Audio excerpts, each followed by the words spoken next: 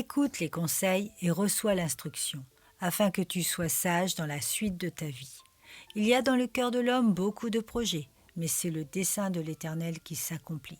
Proverbes chapitre 19, versets 20 à 21. Avant d'être appelé, régénéré, justifié et adopté par la grâce de Christ, je décidais moi-même des directions que je devais prendre. Certes, les conseils étaient les bienvenus, mais ce qui me caractérisait était que j'avais toujours le dernier mot. Est-ce encore le cas aujourd'hui, après mon adoption par grâce ? Fort heureusement non. C'est une position totalement contraire. Certains diront que je ne suis plus maître de moi-même et que je suis devenu esclave d'un Dieu totalitaire, exigeant. Je leur réponds que c'est tout le contraire qui s'est passé. Dieu n'exige rien, c'est moi qui exige par ma propre initiative et soutenu par le Saint-Esprit de tout remettre au Seigneur.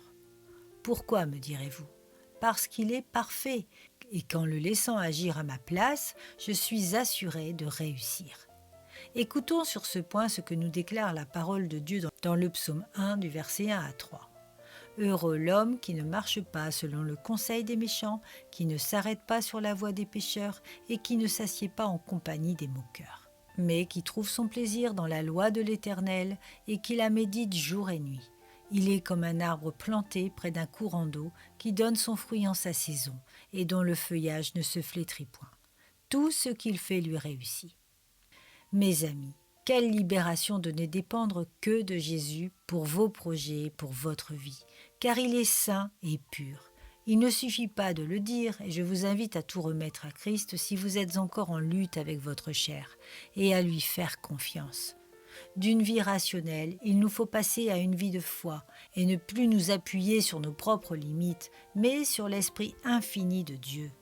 Dans le proverbe cité plus haut, il nous est clairement annoncé d'écouter les conseils et de recevoir l'instruction de Dieu afin d'être sages dans la suite de notre vie. Mais ce qui est puissant et à retenir, c'est bien la fin de ce verset. Mais c'est le dessein de l'Éternel qui s'accomplit. Quoi que nous fassions, ce sera toujours le dessein de l'Éternel qui s'accomplira. Pourquoi ? Parce qu'il ne veut que notre bien dans son plan de vie, non pas seulement terrestre, mais éternel. Alors, frères et sœurs, plus que l'écoute, recherchons sans cesse les conseils et l'instruction de Dieu, car il est dit « Cherchez premièrement le royaume et la justice de Dieu, et toutes ces choses vous seront données par-dessus. Ne vous inquiétez donc pas du lendemain, car le lendemain aura soin de lui-même. À chaque jour suffit sa peine. »